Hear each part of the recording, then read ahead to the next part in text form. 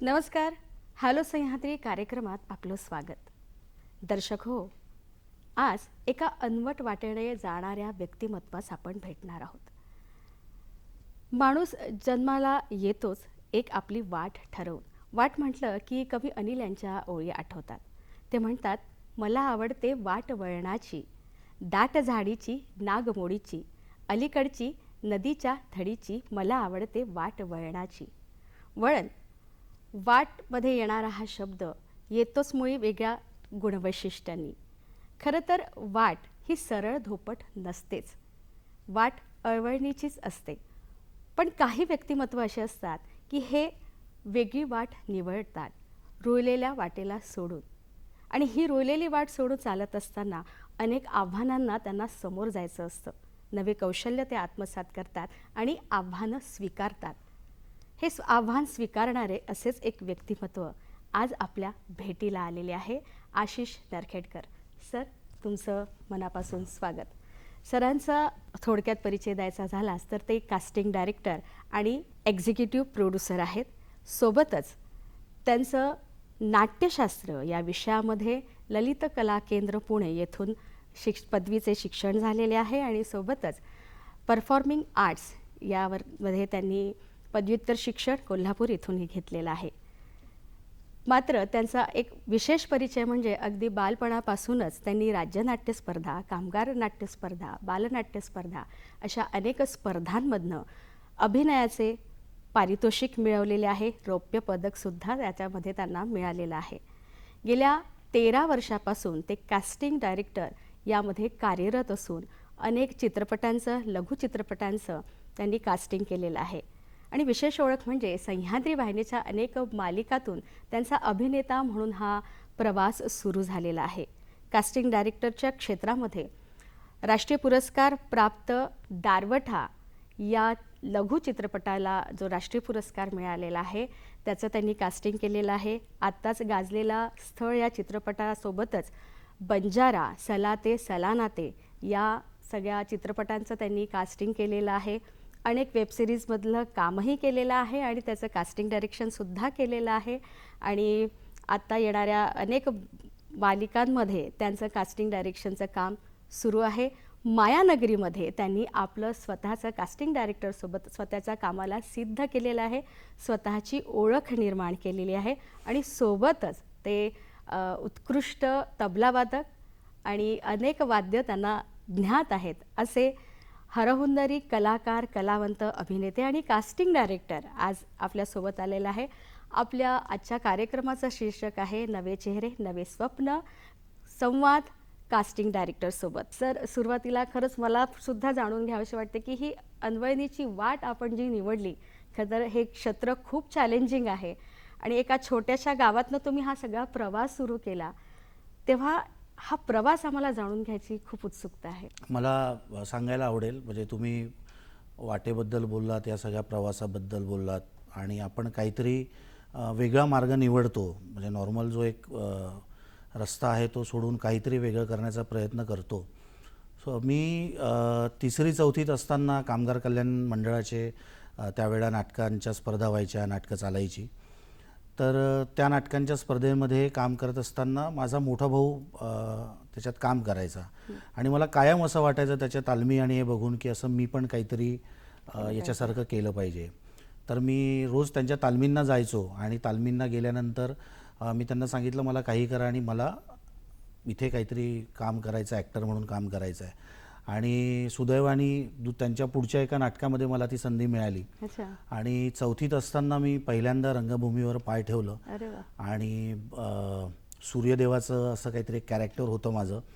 आणि तालीम करत गेलो अभिनयाचं. तेव्हा 3री-4थीत असताना काही हे नव्हतं, भाऊ करायचा मोठा, त्याच्याकडे बघत बघत त्या सगळ्या गोष्टी शिकत होतो. आणि तिथून 4थीत असताना मला ती आवड लागली. पहिल्यांदा रंगमंचावर गेल्यानंतर पहिला प्रयोग झाला तर सगळ्यांनी खूप कौतुक केलं, कारण पहिला प्रयोग असताना कुठली भीती जाणवत नव्हती ना, मला ती जाणवली होती. त्यामुळे सगळ्यांना असं वाटलं की तू खूप चांगलं हे करतोय. आणि आईवडिलांनाही खूप कौतुक केलं आणि खूप प्रोत्साहन मिळालं. तर त्या पहिल्या प्रयोगाने जी ऊर्जा मिळाली तर त्याच्यानंतर ती एक आवड लागली. असं वाटायला लागलं की अजून पुढे पुढे जसं नाटकांच्या स्पर्धा येतील तर आपण या स्पर्धांमध्ये काम केलं पाहिजे आणि सहभागी झालं पाहिजे. आणि त्यामुळे 4थीपासनं त्या सगळ्या बालनाट्य स्पर्धांमध्ये काम करायला जी सुरुवात केली तर तिथून पुढे दरवर्षी म्हणजे 10वीपर्यंत मी कलाकार म्हणून, बालकलाकार म्हणून काम करायला सुरुवात केली. आणि पहिले कामगार कल्याण केंद्राच्या स्पर्धा व्हायच्या, त्याच्यानंतर महाराष्ट्र शासनाच्या राज्यनाट्यांच्या स्पर्धा व्हायला लागल्या. या सगळ्या स्पर्धांमधनं नाटकांमध्ये कामं सुरू केली आणि खूप चांगले चांगले रोल मला मिळत गेले. ऊर्जानगरला राहायचो आणि त्यावेळेला चंद्रपूरला सगळ्या तालमी व्हायच्या. तुम्हाला आठवतं, माझे वडील तालमीसाठी मला चंद्रपूरला सोडायचे.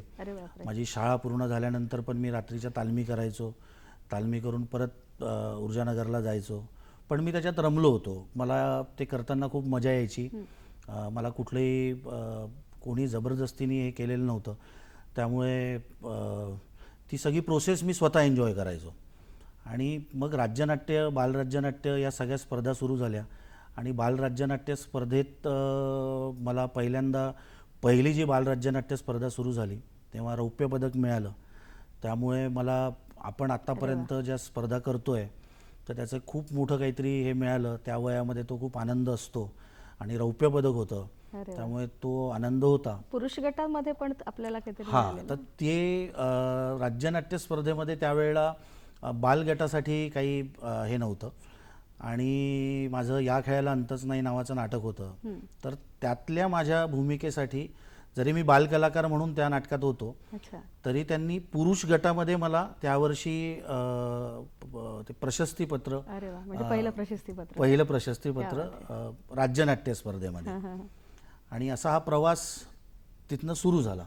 म्हणजे तुम्हाला घरून पूर्ण पाठिंबा होता? हो, अगदीच. म्हणजे आई वडिलांचा जो पाठिंबा होता त्याच्याशिवाय हा प्रवास कधीच शक्य नव्हता. कारण त्यांना हे दिसत होतं की मला नाटकामध्ये खूप आवड आहे. त्यामुळे ते स्वतः सगळी मेहनत करायचे. माझी शाळा झाली की बाबा स्वतः सोडायला यायचे माझ्या सगळ्या नाटकांच्या. म्हणजे बालराज्य नाट्य स्पर्धेच्या बाबतीत तर जेव्हा कामगार कल्याण केंद्राच्या बालराज्य स्पर्धा सुरू असायच्या तर तेव्हा माझ्या घरामध्ये माझे सगळ्यात वर्गमित्र जे होते यांना घेऊन मी एक नाटक बसवलेलं.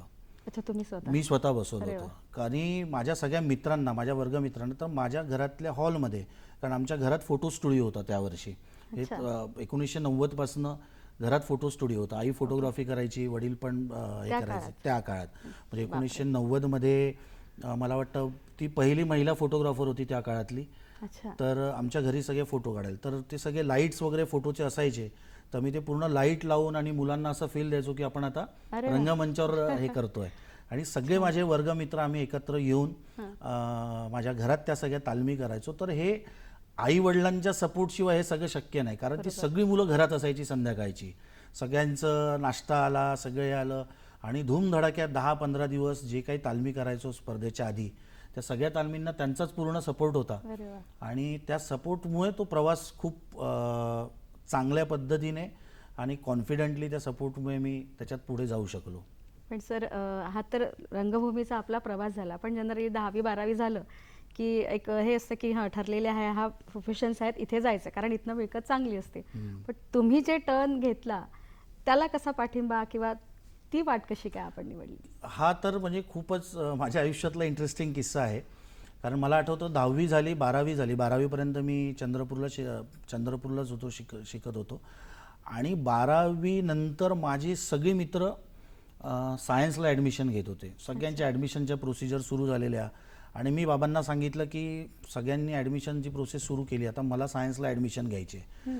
तर त्यावेळेला त्यांचं पहिलं वाक्य होतं मला, आणि म्हणजे त्या काळामध्ये सगळ्या आईवडिलांना असं वाटायचंच की मुलांनी डॉक्टर व्हायला पाहिजे, सायन्सला ॲडमिशन घ्यावी किंवा हे. आणि माझ्यासाठी उलटं असं झालं की बाबांनी मला सांगितलं की अरे तुला नाटकामध्ये पुढे जायचं आहे, तुला या क्षेत्रात इंटरेस्ट आहे, तर तू सायन्सला ॲडमिशन घेऊन काय करशील, अच्छा. तू आर्टला ॲडमिशन घे, आर्टमध्ये काहीतरी कर. म्हणून त्यांच्या म्हणण्यानुसार मला ते थोडं पटलं की बरोबर आहे, आपल्याला नाटक करता येईल, सगळं करता येईल, खूप अभ्यास करायला, असं म्हणून मी 11वी-12वीमध्ये आर्ट्सला ॲडमिशन घेतली. आणि तो निर्णय हा माझ्या आयुष्यातला सगळ्यात चांगला निर्णय होता की मी आर्ट्सला ॲडमिशन घेतल्यामुळे मला खूप वेळ कॉलेजला असतानाही सगळ्या नाटकांमध्ये पार्टिसिपेट करता आलं, किंवा त्या पद्धतीने माझा अभ्यास सुरू झाला. कारण मी सायन्सला ॲडमिशन घेतली असती तर मला फोकस तिकडे ठेवायला लागला असता, बरोबर. आणि ते खूप तिकडे मला जायचं नव्हतं. तर तो मला वाटतं खूप महत्त्वाचा निर्णय तो बाबांचा होता. कारण त्यांनी जर त्यावेळेला, म्हणजे ते उलटं होतं त्यावेळेला, सगळे पालक असं म्हणायचे, मला असं वाटलं की हे मला उलटं का असं म्हणतायत. बरोबर. पण मी त्याच्यावर थोडा विचार केल्यानंतर मला जाणवलं की आपण आर्टला ॲडमिशन घेणं हे कधी पण योग्य आहे. आणि 12वीपर्यंत आर्टला त्या 2 वर्षांमध्ये मला जो वेळ मिळाला, आणि तिथे एक मानसिकता तयार झाली की आता आपण पुढची पायरी काहीतरी स्टेप केली पाहिजे, आणि आता हे क्षेत्र म्हणूनच निवडलं पाहिजे, बरोबर. असा विचार माझा त्या 11वी-12वीच्या ह्याच्यात सुरू झाला. बरोबर. पण सर असं असतं की जी आपण वाट निवडलेली आहे किंवा ज्या प्रोफेशननी जातं, की स्पेसिफिकली ह्या कलात्मक क्षेत्रामध्ये पाहिजे तितका सोर्स मिळत नाही, पाहिजे तेवढं मानधन मिळत नाही. त्यामुळे एखादा आपलं एक जॉब व्यवस्थित अर्निंग देणारं बघावं आणि नंतर मग या वाटेने वळावं असं असतं. पण हे शिक्षण घेतल्यानंतर आपण वळलेत कास्टिंग डायरेक्टरकडे. तर त्याबद्दल सुद्धा आम्हाला उत्सुकता आहे की कास्टिंग डायरेक्टरच्या कडे तुमचं वळणं किंवा त्याचं स्वरूप काय असतं, काय आहे एक्झॅक्टली? नक्की.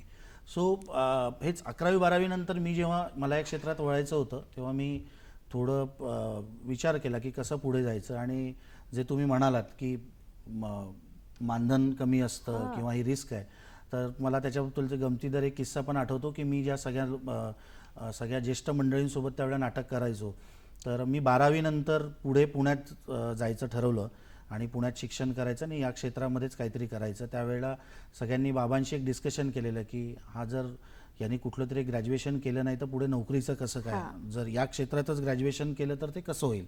कारण मला ललित कला केंद्रात ॲडमिशन घ्यायची होती, त्या पद्धतीने मी तयारी सुरू केली होती आणि त्याच्यावर चर्चा झाली. पण बाबांचं कन्फर्म होतं, ते म्हणाले की नाही, तो याच्यातनं अभ्यास करून मार्ग काढेल.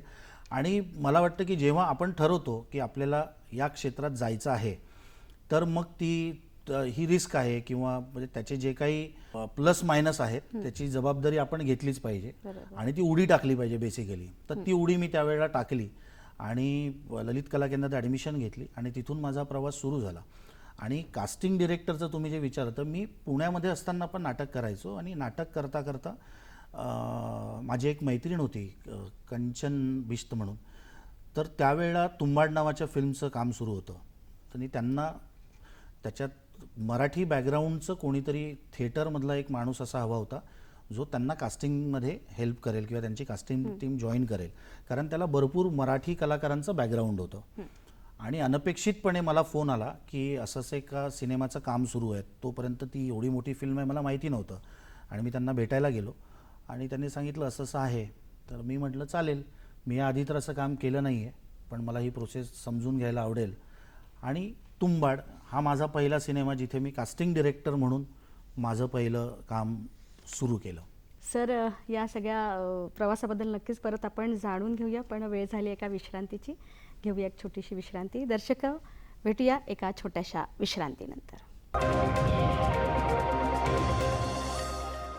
विश्रांतीनंतर परत एकदा स्वागत. सर, आपण कास्टिंगच्या संदर्भात बोलत होतो, पण तत्पूर्वी मला सांगा, कास्टिंगच्या क्षेत्राकडे वळण्यापूर्वी मग आपण काही काम केलेलं अभिनेता म्हणून किंवा? हो, मी कास्टिंगचं आता तुम्हाला सांगितलं. त्याच्या आधी त्यावेळेला सह्याद्रीवर बऱ्याच मालिका चालायच्या आणि मी थिएटर करता करता काही लोकांच्या संपर्कात आलेलो.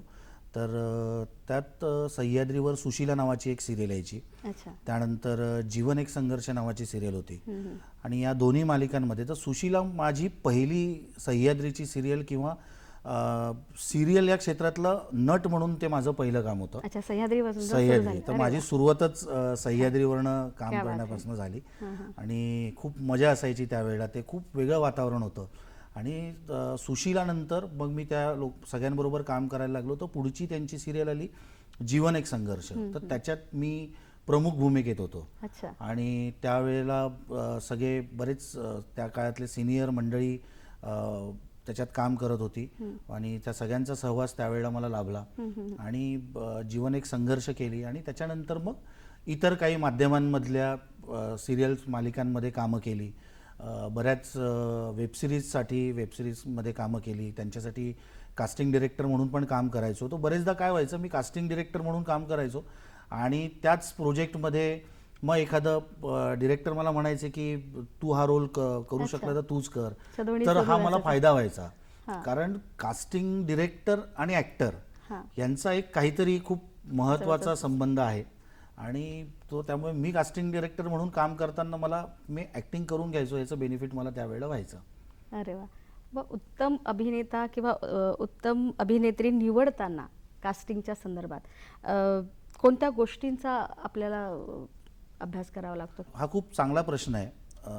कारण आता आपला काळ खूप पुढे गेला आहे. माध्यमांमध्ये खूप माध्यमं अपडेट होत गेली आहेत. बरोबर. म्हणजे अगदी आपण फक्त टेलिव्हिजन बघायचो, सिरियल बघायचो. त्याच्यानंतर आपण आता यूट्यूबवर आलो.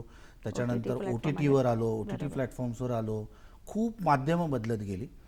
तर तुमचा जो प्रश्न आहे की काय भूमिकेसाठी सुयोग्य अभिनेत्री काय अपेक्षित काही नसतं. तर मला असं वाटतं की जी स्क्रिप्ट आमच्याकडे एखादी संहिता आली की त्या संहितेमध्ये ज्या लेखकांनी त्या कॅरेक्टरबद्दल जे काही लिहिलेलं आहे आणि जे लेखकाच्या मनातलं ते कॅरेक्टर आहे त्या कॅरेक्टरला शोभेल असा कुठलाही नट किंवा नटी जेव्हा पहिल्यांदा डोळ्यासमोर आली किंवा ऑडिशनच्या माध्यमातून येतात तेव्हा आपण त्या व्यक्तीची एक प्राथमिक निवड करताना प्राथमिक त्यांना प्राधान्य देतो.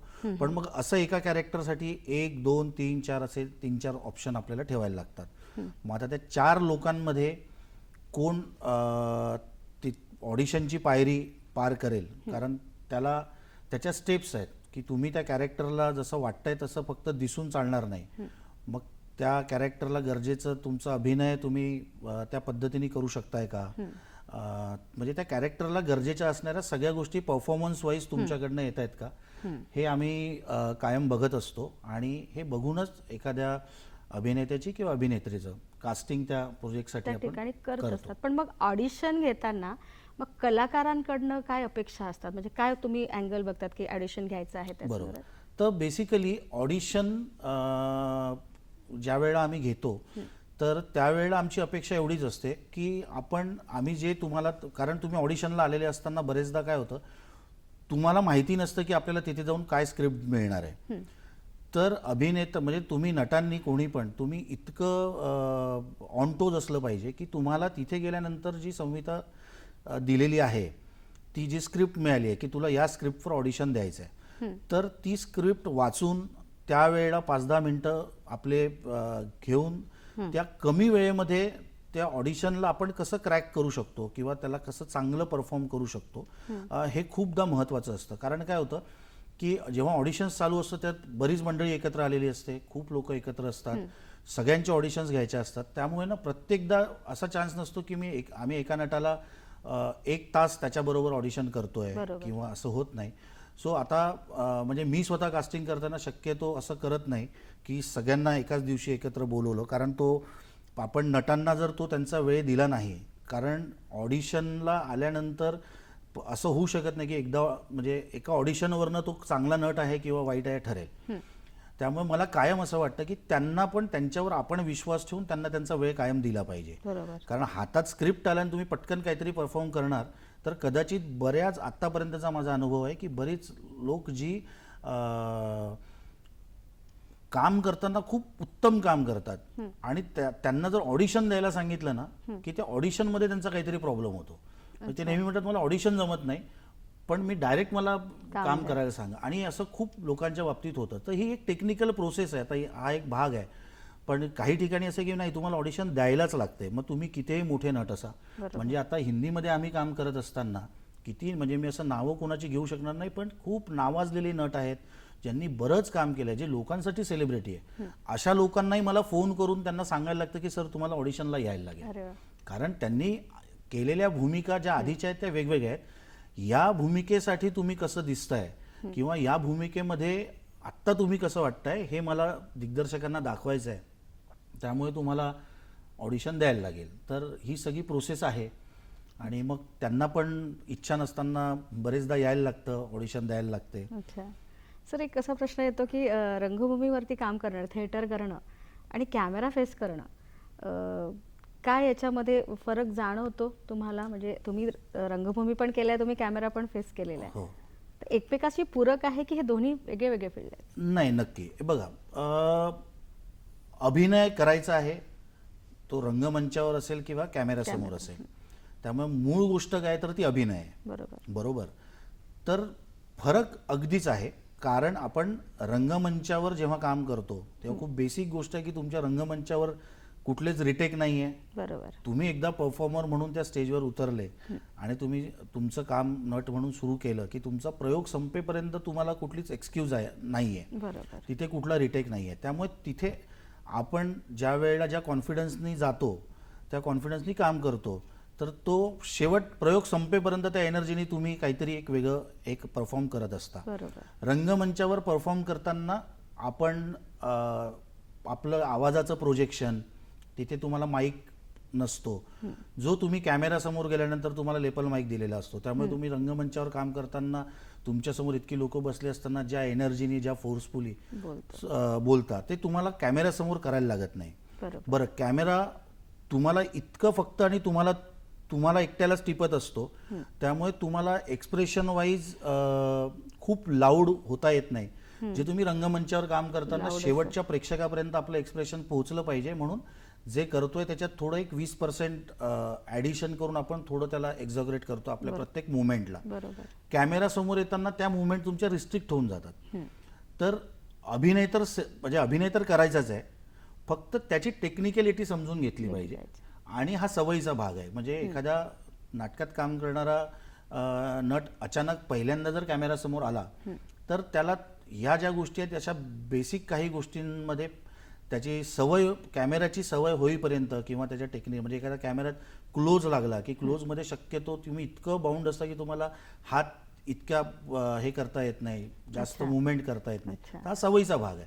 एकदा ती सवय झाली तर मग तो रंगमंचावरचा नट असेल किंवा मग कॅमेरासमोर येईल तर त्याला काही प्रॉब्लेम, अडचण जाणार नाही. सर, इतक्या ठिकाणी आपण काम केलेलं आहे, अभिनेता म्हणूनही काम केलं, वेबसिरीजमध्येही काम केलेलं आहे. या सगळ्या क्षेत्रात एखादा असा तुम्हाला अनुभव जे तुमच्या करिअरला कलाटणी देणारा, टर्निंग पॉईंट ठरणारा? कलाटणी देणारा अनुभव म्हणजे मी कास्टिंग डिरेक्टर म्हणून जे माझं काम सुरू केलं आणि म्हणजे मला कधीच वाटलं नव्हतं. मी नट म्हणून नाटकांमधनं काम करायचो, अभिनेता म्हणून काम करायचो आणि ते अभिनेता म्हणून काम करत असताना असं काही डोक्यात नव्हतं की आपण कास्टिंगसाठी काहीतरी करू. आणि ही जी पहिली फिल्म मला कास्टिंग डिरेक्टर म्हणून आली, इथून माझ्यासाठी एक वेगळं क्षेत्र ओपन झालं आणि तिथून सलग मी गेले त्याच्यानंतरचे पुढचे वर्ष वेगवेगळ्या ठिकाणी कास्टिंग डिरेक्टर म्हणून मोठ्या मोठ्या प्रोजेक्टला काम करायला लागलो. आणि मला एक वेगळी दिशा तिथे सापडली की हे डोक्यात नसताना आपण या क्षेत्रात काहीतरी करू शकतो आणि अभिनयाबरोबर हे पण आपल्याला पूरक असं क्षेत्र आहे, अशी एक नवीन गोष्ट मला तिथे मिळाली. नक्कीच आपण हा सगळा अनुभव जाणून घेऊया, पण वेळ झाली एक छोट्याशा विश्रांतीची. दर्शक हो, भेटूया छोट्याशा विश्रांतीनंतर. दर्शक हो, हॅलो सह्याद्री कार्यक्रमात परत एकदा स्वागत. आजच्या कार्यक्रमाचं शीर्षक आहे नवे चेहरे नवे स्वप्न, संवाद कास्टिंग डायरेक्टरसोबत. आज आपल्यासोबत आहेत आशिष नरखेडकर, ज्यांच्यासोबत आपण संवाद साधत आहोत. सर, कास्टिंग डायरेक्टरची ही नेमकी प्रक्रिया कशी असते? आत्ता कास्टिंग डायरेक्टर हा प्रकार ना खूप आत्ता या गेल्या 10-12 वर्षात जास्त आलाय आणि तोपर्यंत असं काही कास्टिंग डायरेक्टर म्हणून फार काही काम आपल्याकडे व्हायचं नाही. बरोबर. त्यामुळे याची प्रक्रिया खूप महत्त्वाची आहे. काय होतं की एक स्क्रिप्ट लिहिलं गेलं की ते स्क्रिप्ट लिहिल्यानंतर दिग्दर्शकाला माहिती असतं की मला साधारण अशी अशी लोकं मला हवी आहेत आणि हे चेहरे मला दिसत आहेत, हे चेहरे अपेक्षित आहेत. मग ती संहिता पहिल्यांदा ती आमच्याकडे येते. ती आमच्याकडे आल्यानंतर आम्ही ते पूर्ण स्क्रिप्ट एकदा वाचतो. त्या स्क्रिप्टमध्ये वाचून त्यात सगळे आमचा अभ्यास म्हणून त्यात सगळे आलेले कॅरेक्टर्स, मग त्या कॅरेक्टर्सला 3-4 भागांमध्ये डिवाइड की हे सगळे प्रायमरी म्हणजे सगळ्यात महत्त्वाचे कॅरेक्टर. मग प्रायमरी नंतर त्याचे सेकंडरी कॅरेक्टर की छोटे छोटे कॅरेक्टर्स कुठले येत आहेत. सेकंडरी नंतर मग अगदी एकेका सीनसाठी येणारे कॅरेक्टर्स. या सगळ्यांची एक विभागणी आम्ही पहिले बसून सगळ्या याच्यात करतो आणि ती एकदा विभागणी झाली की त्याच्यानंतर लेखक दिग्दर्शक यांच्यासोबत त्याचं एकदा नरेशन होतं, त्यांच्यासोबत चर्चा होते की मला साधारण या चित्रपटातले दिसणारे कॅरेक्टर हे असे असे दिसत आहेत. मग आम्हाला काही प्रश्न असतील त्याच्याबद्दल तर आम्ही ते प्रश्न त्यांना विचारतो की हे ठराविक कॅरेक्टर तुम्हाला कुठल्या एखाद्या याच्यातलं हवं आहे का. बरेचदा असं असतं की आपण एखादा सिनेमा करत असतो, तो एखाद्या शहरात घडतो, पण दिग्दर्शकाला वाटताना त्या शहरातलं एखादं कॅरेक्टर त्याला खूप गावाखेड्यातलं कॅरेक्टर पण दाखवायचं असेल तर ते लिहिताना जरी तसं असलं तरी ते दिग्दर्शक म्हणतो की मला थोडं कॉन्ट्रास्ट दाखवायचं आहे. मग आपण याबद्दल त्यांच्याशी एकदा चर्चा करतो आणि मग त्या पद्धतीने मला जे योग्य वाटतील अशा चेहऱ्यांची शोधाशोध करून प्रत्येक कॅरेक्टरचं एक 2-2, 3-3 ऑप्शन आम्ही दिग्दर्शकाला देतो. जेवढे कॅरेक्टर ठरलेले आहे त्या प्रत्येक कॅरेक्टरचे 3-3 ऑप्शन दिले की तो एकदा त्यांना दाखवतो. त्याच्यातनं त्या 3-3 ऑप्शन्समध्ये बरेचदा दिग्दर्शकाला असं होतं की एकही ऑप्शन आवडत नाही. ते म्हणतात की मजा नाही आहे, हे याच्यात काही आवडलं नाही. मग परत त्याला वेगळे 3 ऑप्शन्स त्यांना द्यायचे. सो एक ती प्रक्रिया आहे. ते आम्ही ऑप्शन्स देऊ, त्यातनं ते 3 मधले मग फिल्टर करत आवडले तर की ओके हे एक छान या कॅरेक्टरसाठी हे चांगलं वाटतंय हे ठेवून देऊ, बाकी 2 नको यासाठी. असं करत करत करत करत एक सगळ्यांची जुळवाजुळव होते आणि ती जुळवाजुळव झाली. आता एखादी आणि याच्यातही कसं आहे की तुम्हाला एक फॅमिली दाखवायची आहे, ती फॅमिली कास्ट करताय तर मी सगळं कास्टिंग केल्यानंतर सगळे आवडले तरी ते एकत्र आल्यानंतर एका फॅमिलीतले चेहरे पण वाटले पाहिजे. बरेचदा असं होतं की ऑडिशन बघितल्यानंतर ऍक्टर म्हणून एखादा माणूस खूप उजवा वाटतो आणि असं वाटतं की यार हाच आहे, याच्याशिवाय दुसरा नाही. पण ती फॅमिली पण दाखवायची, म्हणजे तो कोणाचा तरी त्या फॅमिलीतला भाऊ पण आहे, कोणाचा तरी मुलगा पण दाखवलाय, मग ते वडील आणि मुलगा पण वाटले पाहिजे. सो असे प्रसंग पण बरेचदा येतात. मग त्यावेळेला तुम्हाला थोडं असं करायला लागतं की नाही यार हा थोडा ऍक्टर म्हणून 19-20 वाटतोय, पण या फॅमिलीचा एकदम परफेक्ट भाग हा वाटतोय. मग त्या पद्धतीने त्याचं कास्टिंग करायला लागतं. तर त्यामुळे एकदा दिग्दर्शकाकडनं तुमच्याकडे स्क्रिप्ट आली किंवा लेखकाकडनं स्क्रिप्ट आली, दिग्दर्शकाशी तुम्ही चर्चा केली की तुम्हाला काय अपेक्षित आहे. आणि बरेचदा असं पण होतं की काही कॅरेक्टर्स काही ऑप्शन्सला घेऊन खूप हेल्दी म्हणजे असं याच्यावर नाही पण हेल्दीली आम्ही भांडतो पण की मला हे योग्य वाटतंय, मला वाटतंय की हे वर्क होईल, हे 4 कॅरेक्टर्स एकत्र आले की जरा गंमत वाटेल. म्हणजे मी बरेचदा हा पॅटर्न यूज करायचा प्रयत्न करतो की जिथे असं 4-5 लोक एकत्र आहेत किंवा याच्यात आहेत तर ते म्हणजे बघताना समोरच्याला बघताना किंवा दर्शकांना बघताना ते आपल्यातले वाटावे म्हणून मग एखादा थोडासा जाडा एखादा व्यक्ती ठेवायचा त्याच्यात, एखादा एकदम बारीक असेल, सगळे जसे गोड गोड आणि सुंदर दिसणारे जर टाकले की सिरियलचं उदाहरण म्हणजे असं मालिकेत केलंय. नाही मालिकेपेक्षा वेब सिरीज मध्ये मी बऱ्यापैकी ते केलंय. हुतात्मा नावाच्या वेब सिरीज मध्ये आम्ही खूप अशा पद्धतीचे, कारण ती पिरियडिक वेब सिरीज होती तर त्याच्यामध्ये संधी होती या सगळ्या गोष्टी करण्यासाठी. आणि आता स्थळमध्ये तर म्हणजे हा सगळ्यात मोठा प्रयोग आम्ही स्थळमध्ये केला की स्थळमध्ये जितक्या नटांनी काम केलंय ती सगळी कॅमेरासमोर पहिल्यांदा काम करणारी लोक आहेत. म्हणजे एकही त्यातलं असं नाही की ज्यांनी खूप आधी, म्हणजे कोणी गावचा उपसरपंच आहे, त्या मुलीच्या आईचा रोल केलाय, त्यांची गावात छोटीशी गिरणी आहे. तर हे कास्टिंग करताना पण ही सगळी हीच प्रोसेस आहे की जी माणसं खरी आणि त्या कॅरेक्टरनुसार योग्य वाटतात. माझ्या दिग्दर्शकांनी मला सांगितलं की मला सगळी खरी लोक पाहिजे, म्हणून मला कोणीही काम केलेली लोक आत्ता नको आहेत. मग आपण ज्या भाषेतली, विदर्भाच्या भाषेतली फिल्म आहे, मला विदर्भाची भाषा बोलणारीच लोक हवी आहेत. तर ही अशी एक बेसिक प्रोसेस आहे. तर या प्रक्रियेमधनं नटांना पण जायला लागतं आणि कास्टिंग डिरेक्टर म्हणून मला पण जायला लागतं. ॲक्च्युली आम्ही बघतो नेहमी सिरियल बघतो किंवा सिनेमा बघतो, आम्हाला ते खूप मजा येते की हे खरोखर कुटुंबासारखं वाटतात किंवा किती आनंद घेतो आम्ही, पण त्यामागची ही एवढी मोठी प्रक्रिया असेल याचं आम्हाला पण ज्ञान नसतं. सर हे सगळं करत असताना प्रोड्युसर म्हणा, दिग्दर्शक म्हणा, लेखक म्हणा, प्रत्येकाला आपापल्या अँगलनी ते कॅरेक्टर ते डोळ्यासमोर ठेवत असेल. मग ह्या तिघांमध्ये तुम्ही समन्वय कसा साधता? हा समन्वय खूप कठीण असतो बरेचदा साधणं, कारण ही कसरत आहे तारेवरची. बरोबर. बरेचदा सगळ्यात महत्त्वाचा निर्माता, कारण निर्माता पैसे लावतो. बरोबर. त्याच्यानंतर दिग्दर्शक आहेच, ज्याचा सिनेमा, कारण तो म्हणजे हे मी वेगळं उदाहरण, म्हणजे एक दिग्दर्शक की मला हा सिनेमा करायचा म्हणून निर्मात्याजवळ गेला असेल आणि निर्मात्याने म्हटलं की चल ठीक आहे हा सिनेमा मी तुझा करतो, तर दिग्दर्शकाला बरेचदा इच्छा नसताना निर्मात्यांचं ऐकायला लागतं, कारण त्याचा सिनेमा पूर्ण होणार असतो. लेखकाने एक स्क्रिप्ट लिहिलेलं असतं, त्याने दिग्दर्शकापर्यंत नेलं असतं की मला हा सिनेमा करायचा आहे. तर हे असं एक ट्रायंगल झालंय तिघांचं. याच्यात प्रॉब्लेम काय होतो की जेव्हा कास्टिंग डिरेक्टर म्हणून मी काम करतो आणि मला वाटतं की हे बेस्ट ऑप्शन्स आहेत, मग ते दिग्दर्शकाला बरेचदा आवडत असतात, त्याला वाटतं की नाही हे उत्तम आहेत. बरेचदा निर्मात्यांना असं होतं की नाही पण हे मला कास्टिंगचं ऑप्शन आवडत नाहीये. मग बरेचदा हा स्ट्रगल झालेला आहे की ते एक कॅरेक्टरसाठी 10 15 ऑप्शन्स जात आहेत. मग बरेचदा दिग्दर्शक सांगतो की एक काम कर, तू हे माझ्या ओळखीचे आहेत त्यांना कास्ट कर. कधी निर्मात्यांची इच्छा असते की तो एक काम कर, कशाला एवढे पैसे यांना द्यायचे, हे माझ्या ओळखीचे आहेत, ह्या पैशात काम करतील, पण ते दिग्दर्शकाला मंजूर नसतं. पण दोघे एकमेकांशी डायरेक्ट बोलत नाहीत आणि त्याच्यामध्ये मग कास्टिंग डिरेक्टर बरेचदा अडकतो. हे खूप कमी होतं, म्हणजे असं नेहमी होत नाही. आणि जिथे एक सिंपल सोपी प्रोसेस आहे तिथे काहीच अडचण येत नाही, कारण निर्माता सगळ्या गोष्टी दिग्दर्शकावर त्यांनी सोपवलेल्या असतात. त्यांनी त्याला सांगितलं असतं तुझा सिनेमा आहे, तुला हवं तसं तू कर. आणि तेव्हा जेव्हा आपण तो तसा करतो त्यावेळेला तो समन्वय साधणं खूप सोपं पडतं. निर्मात्यांशी समन्वय एवढाच साधायचा असतो की आर्थिक गणित निर्मात्याशी कन्फर्म करायचं असतं मला, आणि कास्टिंगचं ऑप्शन जे आहे ते दिग्दर्शकाशी करायचं असतं. नक्कीच. आम्ही या सगळ्या गोष्टींचा स्क्रीनवरती आनंद घेतो असं सगळं, पण यामागचं ह्या सगळं गोड गंमाल आज आम्हाला कळत आहे. नक्कीच हा प्रवास आपण जाणून घेऊया, पण वेळ झाली एक छोट्याशा विश्रांतीची. दर्शक हो, घेऊया एक छोटीशी विश्रांती.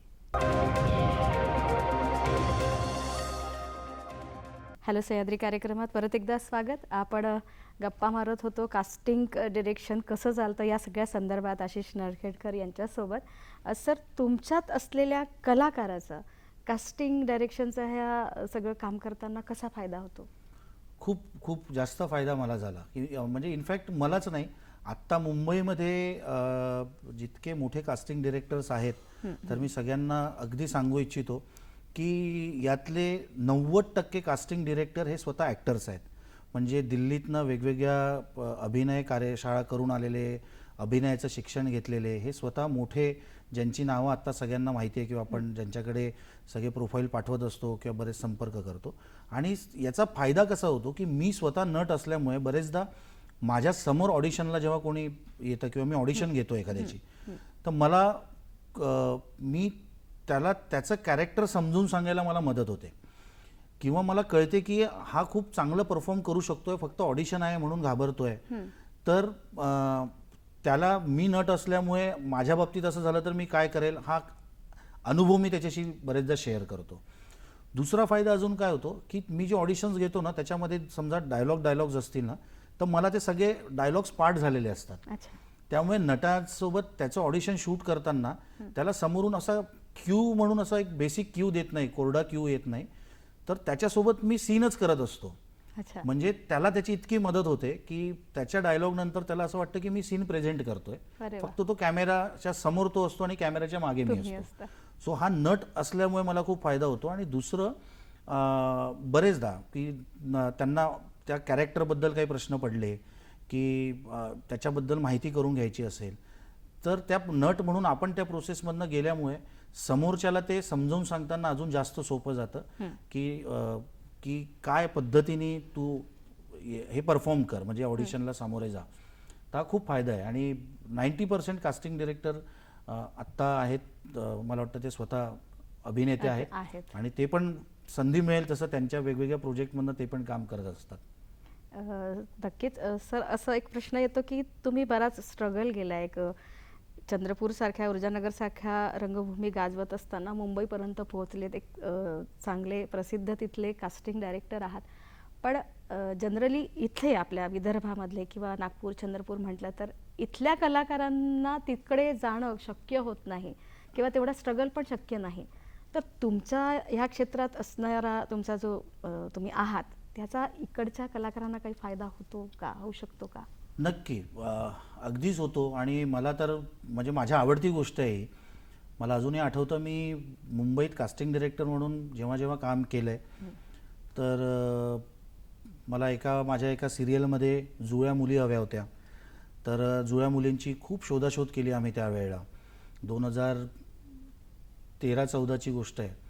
आणि मला आठवलं की माझ्या एका कार्यशाळेत माझा एक मित्र होता, तर त्याच्या जुळ्या मुली आहेत त्याला. तर मी लगेच त्यावेळेला त्याला फोन करून सांगितलं असं असं आहे. त्याला त्यांच्या कुठले मुलीचं होते ते? ते पण चंद्रपूरचेच होते. अच्छा. दुर्दैवाने ते आत्ता नाही आहेत. त्यांच्या मुली कारण ते नाटकाच्या वर्कशॉपमध्ये होते सोबत. हो. आणि त्यांच्या दोन्ही मुलींना मी त्यावेळेला जुळून येते रेशीम घाटी अरे वा. या मालिकेसाठी बोलवलं होतं. त्या मुंबईला आल्या होत्या. पहिल्या 1-2 एपिसोडमध्ये त्यांनी काम केलं, पण मुंबई, चंद्रपूर हे शाळा आणि ते सगळं त्यांचं मॅनेज व्हायचं नाही. पण मी तिथून पुढे भरपूर जितके प्रोजेक्ट्स केलेत, तर असं चंद्रपुरातल्या माझ्या संपर्कात असलेल्या बऱ्याच लोकांना जिथे जिथे संधी मिळेल आणि त्या कॅरेक्टरला ते अगदी जातील असं मला वाटलं. फक्त ते माझ्या आपल्या विदर्भातले आहेत असं म्हणून नाही किंवा ओळखीचे आहेत म्हणून नाही, पण या कॅरेक्टरला जाऊ शकतात आणि कोणीतरी हे रोल करणारच आहे, तर मी त्यांना बोलवून घेतलेलं आहे. अच्छा. आणि अशा बऱ्याच लोकांनी काम केलं आहे. म्हणजे आत्ता 2 वर्षांपूर्वी एका मोठ्या OTTला एक मोठी वेबसिरीज आली आहे, ब्लॅक व्हाईट अँड ग्रे नावाची. तर नागपुरातल्या त्याचं शूटिंग नागपुरात 55 दिवस मी स्वतः लाईन प्रोड्युसर म्हणून केलं आहे, माझ्या कंपनीने केलं आहे. अरे वा. तर मी नागपुरातले 150 पेक्षा जास्त कलाकारांना आम्ही त्यावेळेला काम दिलं. नागपुरात आपण ऑडिशन्स घेतल्या आणि त्याच्यात तिग्मांशू धुलिया वगैरे असे सगळे खूप मोठे मोठे कलाकार आहेत. हो. आणि त्या सिरीजमध्ये साधारण जिथे शक्य, म्हणजे छोट्या रिपोर्टरचा रोल असेल किंवा ड्रायव्हरचा रोल असेल ज्याच्यात 4-4 डायलॉग्स आहेत, अशा 150-200 मुलांना आपण नागपुरातनं काम, नागपूरच नाही चंद्रपुरातली काही लोक त्यात होती, यवतमाळवरनं काही लोक आली होती. अच्छा. तर अशा सगळ्या लोकांना वेगवेगळ्या ठिकाणी प्रयत्न करून दिले.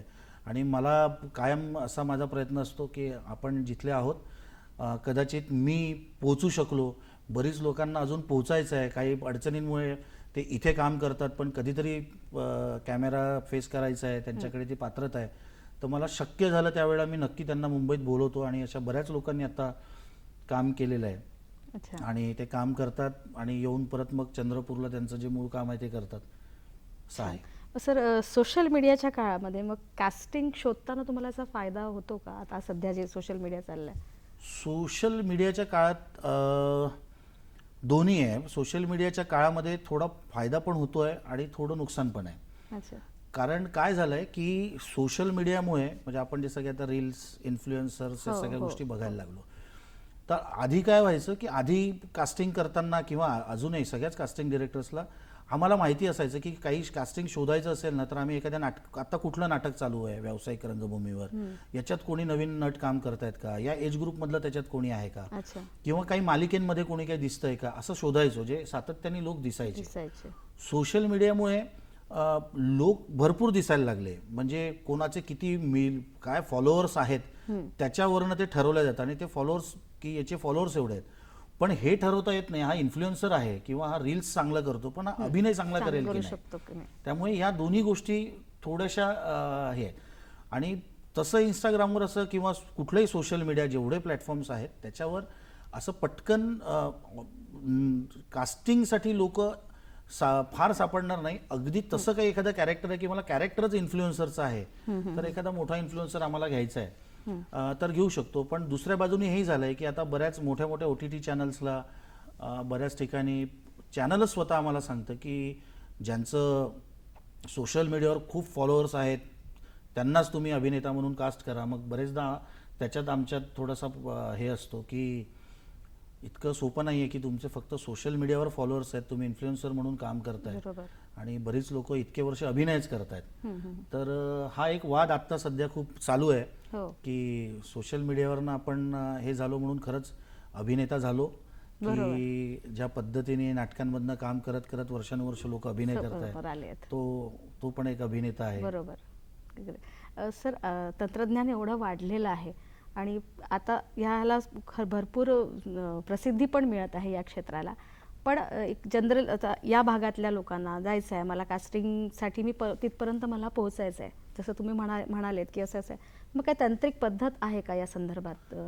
कास्टिंगला मला पाठवायचं आहे, मला काम करायचं आहे, काही तांत्रिक यामागे फॉर्मॅट आहे नाही, का? मला खूप आपण सगळ्यांसाठी खूप चांगलं म्हणजे उत्तम माहिती याच्यातनं देता येईल की आत्ता ज्यांना इथे तुम्ही जिथे जिथे तुमच्या ज्या कुठल्या जिल्ह्यात आहात, तालुक्यात आहात, विदर्भात आहात आणि मुंबईला डायरेक्ट जाणं शक्य नाही, याच्यात दोन अत्यंत महत्त्वाच्या गोष्टी आहेत की कुठेही सगळ्यात पहिली की काय करू नये त्याच्याबद्दल मला जास्त बोलायला आवडेल. जे खूप लोक करतात, फसतात ज्याच्यामध्ये की तुम्हाला अचानक खूप आपण त्याच पद्धतीच्या गोष्टी शोधत असतो, मग सोशल मीडियावर कास्टिंगशी रिलेटेड ग्रुप इथे बसून जॉईन केलेले असतात आणि आपल्याला असं वाटतं की मग त्याच्यावर काहीतरी कोणाचा तरी मेसेज येतो, तुम्हाला कोणीतरी पैसे भरायला सांगतात, तुम्ही एजन्सीचे हे करा, मेंबरशिप घ्या आणि मग आम्ही तुम्हाला ऑडिशनसाठी तयार करू. तर मला हे सांगायला आवडेल की सगळ्यात पहिले कुठेही असे पैसे भरून कोणीही तुम्हाला काम देत नसतं, त्यामुळे कधीही या मार्गाने जाऊ नका. तुम्हाला काम करायचं असेल आणि इथपर्यंत जायचं असेल तर याच्या वेगळ्या बाजू आहेत. प्रोडक्शन हाऊसेसचे ॲड्रेसेस असतात, त्यांची नावं दिलेली असतात, त्यांचे मेल आय डी असतात, त्याच्यावर संपर्क साधा आणि शक्यतो जे खरंच तिथे लोक काम करत आहेत यांच्यापर्यंत आपल्याला कसं पोचता येईल, यांच्यापर्यंत आपल्याला आपला बायोडेटा कसा पाठवता येईल, आपल्या ऑडिशन्स कशा पाठवता येतील याच्यासाठी प्रयत्न करा. वाया कुणाच्या ज्यांना तुम्ही भेटलेले नाहीत, ओळखत पण नाही, तिथे कुठेही पैसे गुंतवून तुम्ही असा शॉर्टकट मारण्याचा प्रयत्न करू नका. सर, आपण या संदर्भात नक्कीच माहिती जाणून घेऊया छोटीशी विश्रांती. दर्शक हो, भेटूया एका विश्रांतीनंतर. हॅलो सह्याद्री कार्यक्रमात परत एकदा स्वागत. आपण गप्पा मारत होतो कास्टिंग डिरेक्शन कसं चालतं या सगळ्या संदर्भात आशिष नरखेडकर यांच्यासोबत. सर, हा सगळा प्रवास तर आम्ही सगळा जाणून घेतला. एक उत्सुकता अशी आहे की या सगळा प्रवास करत असताना आतापर्यंत तुम्हाला आईबाबांचा, घरच्यांचा पाठिंबा मिळाला, पण तुमची कौटुंबिक जबाबदारीसुद्धा आहे. तर तुम्ही हे कसं सगळं सांभाळता, कसा पाठिंबा मिळतो तुम्हाला? महत्त्वाची गोष्ट तीच आहे आणि सगळ्यात महत्त्वाचा सपोर्ट तो आहे. कारण आता मी कुटुंबासोबत राहत असताना मी हे सगळं काम करतो. मला 7 वर्षांची मुलगी आहे आणि माझी बायको सुप्रिया ही स्वतः न्यूज अँकर म्हणून वेगवेगळ्या माध्यमांमध्ये आधी काम करायची. आता मुलगी असल्यामुळे तिला सांभाळण्याचा प्रश्न येतो आणि मी काम करतोय म्हणून ती आता पूर्ण वेळ जबाबदारी घेऊन तिच्यासाठी ती थांबली आहे घरी आणि तिची आणि माझी दोघांची जबाबदारी आणि दोघांचं सगळा सपोर्ट आत्ता आम्हाला तिचा आहे आणि म्हणून मी पळू शकतो एवढं, कारण ती घर आणि या बाकी सगळी व्यवस्थित सांभाळते. खूप छान. सर, आता नवी स्वप्ने जे उराशी बाळगणारे जे कलाकार आहेत त्यांना इकडे यायचं आहे, त्यांच्यासाठी तुम्ही काय सांगाल?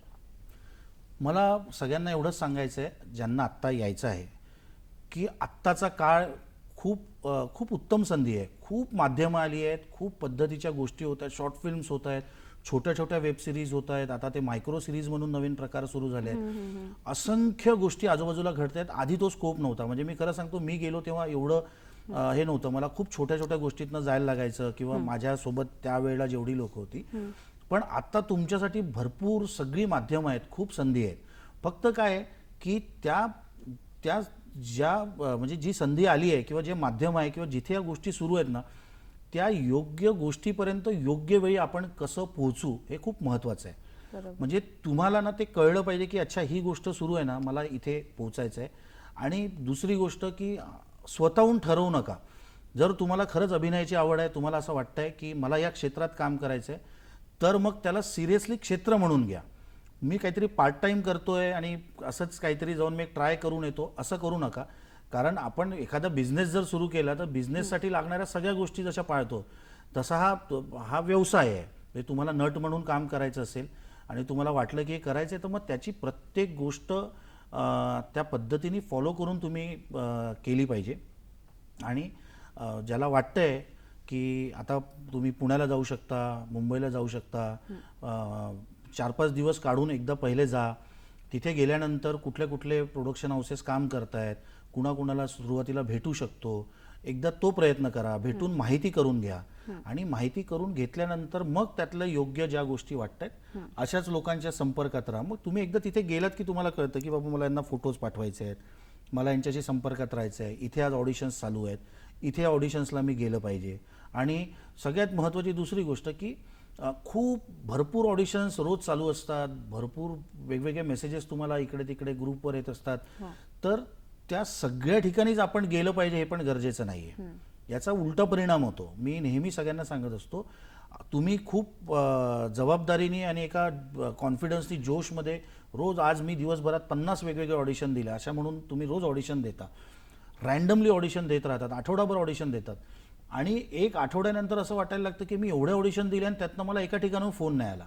बरोबर. याचा तुमच्यावर उलटा परिणाम व्हायला लागतो. तुम्हाला असं व्हायला लागतं की म्हणजे मी नट आहे की नाही, मला हे जमत नाहीये, नैराश्यात जातात. बरोबर. कारण त्याचं असं आहे की तुम्ही 50 ठिकाणी जिथे ऑडिशनला गेल्या तिथे तुमच्यासाठी ते कॅरेक्टर होतं का? बरोबर. तुम्ही रँडमली मेसेज आला म्हणून तिथे ऑडिशनला गेलात, तो जो ऑडिशन घेणार होता तो म्हणला की चल ठीक आहे देऊन टाक ऑडिशन, होईल काहीतरी बघू. प्रत्येकाला तो सांगत नाही. पण असं तुम्ही सतत नको तिथे पण ऑडिशन देत राहता, खूप दिवसभर ऑडिशन, तुम्हाला असं वाटतं की एवढ्या ऑडिशन दिल्या तर मला काम मिळणार, ते मिळालं नाही किंवा आठवड्यापर्यंत तुम्हाला कळतं की मला तर काहीच काम मिळालं नाही आणि त्याचा उलटा परिणाम होतो. त्यामुळे ठराविक ठिकाणी खरंच आपण जसं दिसतो, आपलं जे वय आहे त्यानुसार त्यांना विचारा की माझ्यासाठी सर काही कॅरेक्टर आहे का, मी कुठल्या कॅरेक्टरला जाऊ शकेल का, किंवा भविष्यात जर तुमच्याकडे काही असेल तर त्याच्यासाठी माझं ऑडिशन घेऊन ठेवाल का. त्यांना वाटत असेल काही सुरू होणार आहे तिथे जातील, ते घेतात. तर ही प्रक्रिया सगळ्यांनी खूप पाळणं गरजेचं आहे.